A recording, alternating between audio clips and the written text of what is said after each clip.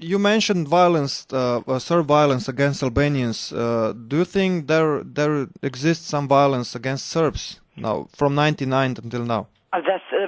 I'm offended by this question. You know why? Because it is a documented violence on both sides, and I don't think whether I think there was or not is not a question. Of course, there was violence from Albanian side too, but if you ask me to compare, I think the Serb violence was organized, was in state level, and it was systematic. They had armies that they sent in Kosovo for a decade, and we're not talking only about a conflict. We're talking about not talking from since '98. Kosovo has been administered by a military regime since 1990 of military Milosevic regime since 1990, and of course, a consequence of that was that we then was the formation of the KLA, which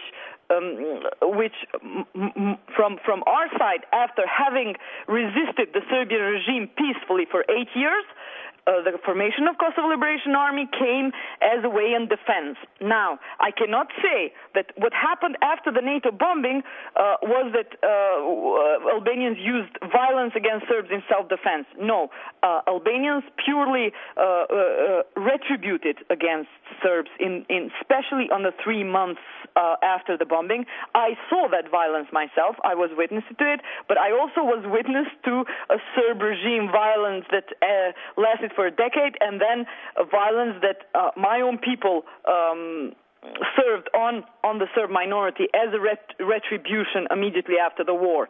And but I must say that violence since then, it was the terrible and embarrassing March riots which caused so many damage to mainly Serb inhabited areas, and I think Albanians have since learned the lesson very well in a hard way, and Albanians are already paying the price for the use of violence. As much as Serbia is paying the price for all the violence during the 90s, Albanians are also paying the price of especially the violence during the March riots, and the price is that they're not going to have complete independence because the international community doesn't trust them for complete independence, but it is offering them an overseas independence, and that is the consequence of the fact that Albanians didn't behave so well after the war.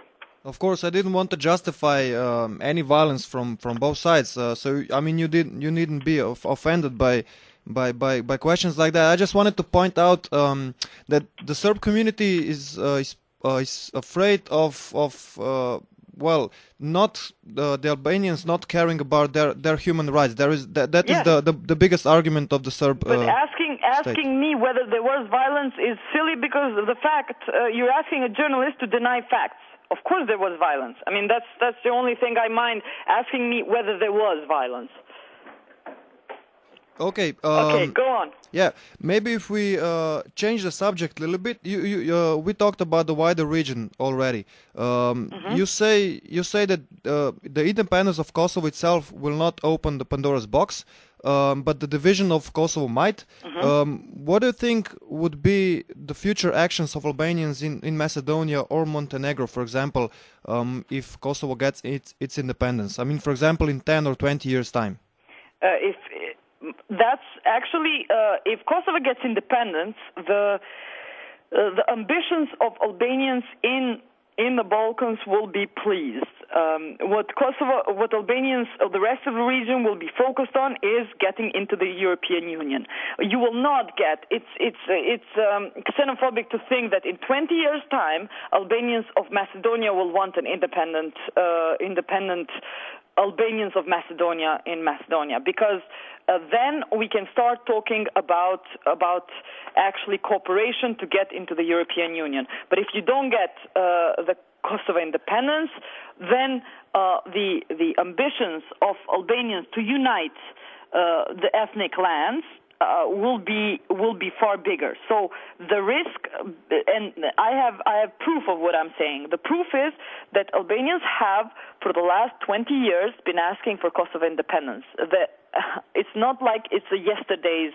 All the Albanians there is no, let's say, my proof that Albanians are not interested to unite together with Albania and to get the rest of the lands in Macedonia is that out of the extremist parties that we have that lobby for this, they get very little support. So in Pristina, there is one party whose program is to unite Kosovo with Albania, for example, and the rest of the ethnic lands.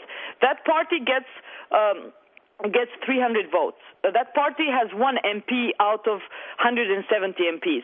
If the population was so interested in this project of uniting Albanian lands, we would have these radical parties getting the majority, or getting 30%, or getting 20%, like they do in Serbia. Radical parties in Serbia, radical nationalist parties in Serbia still get a lot of support. In Kosovo, the biggest national achievement of all Albanians living in the region is Kosovo independence, and there is no project that has received so far support in uniting the Albanian lands of Macedonia to Kosovo, uniting the Preševo Valley to Kosovo, or the Albanians of Montenegro. So we can talk about it, and it's I understand why Serbs put this argument, but we don't have any meat in this argument, because they cannot say that reality has proven that the rest of the Albanians will try to unite or secede.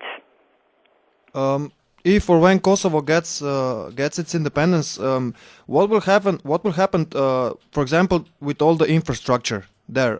Because I mean, everything, as I think, was built. I mean, from factories to roads, etc. In Kosovo was of course built by money from the budget of entire Serbia, Republic of Serbia. Are there going to be any secession negotiations with Serbia, for example, after the decay of Federal Yugoslavia? For sure. As much as Serbia thinks that we owe Serbia money for what they have built, that much, if you are in Pristina, you think that Serbia owes money to Kosovo. Serbia, as much as we will get into negotiations about what sort of infrastructure Serbia built, we would want to build Serbia all the burned houses that they caused in every single village of Kosovo throughout the war. We would want to build Serbia for pensions, contributions, which people have, as you remember, in former Yugoslav system, people paid contribution to pensions. Today, Albanians do not get the pension contribution from Serbia. So if you are a Serb from Kosovo, you get your pension. If you are an Albanian from Kosovo, you don't get the pension from the state, although you have worked as a part of former Serbian Republic. So, and many, as you remember, in former Yugoslavia, the way that many buildings were built is by contributions. I remember, for example, there are 3 big cultural and printing centers in Pristina that were built with special contribution from salaries of the workers.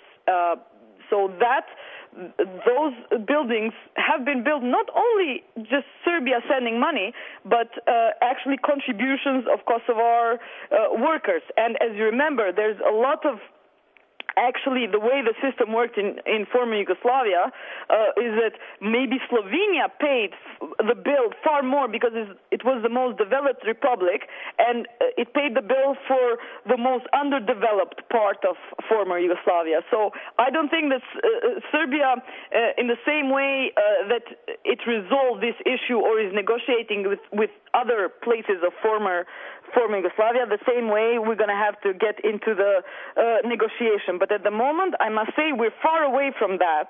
But once this peace deal is signed, because as you know, at the moment, between Kosovo and Serbia, there actually never was any peace deal signed. The deal that was signed was only between NATO and Serbia for Serbian troops to come out of Kosovo. So we didn't have our Dayton. We didn't have our peace accord. Once we have this agreement, whatever is going to be next year, we'll start talking about debt. But believe me, I mean, the damage that Serbia has caused Kosovo in the last 10 years is going to have to be paid on top of what Kosovo owns Serbia supposedly during the former republic time. There is a lot of bills to be paid, war repatriation bills that we expect Serbia to pay if they want to see anything back from Kosovo.